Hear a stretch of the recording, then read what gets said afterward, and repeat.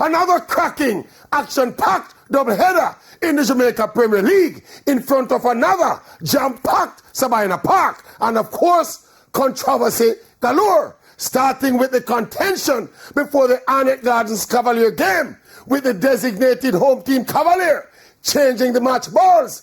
Arnett Gardens protested, Cavalier insisted, and that initial tension set the tone for the rest of the game.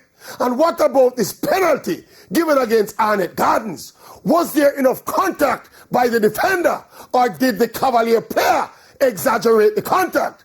I say soft penalty, definitely soft. And what about the one given against Cavalier? Again, was there enough contact by the Cavalier defender, or did the Arnett attacker exaggerate? I say penalty as well, but softish penalty this time. Yes, yes. So soft and softish penalties. And what about this outstanding strike by young Adrian Reed Jr.? Wonder if the changing of the ball had anything to do with this. Yes. And we don't talk about the buckle flinging yet. No, we don't talk about the buckle flinging. No, we don't talk about the buckle.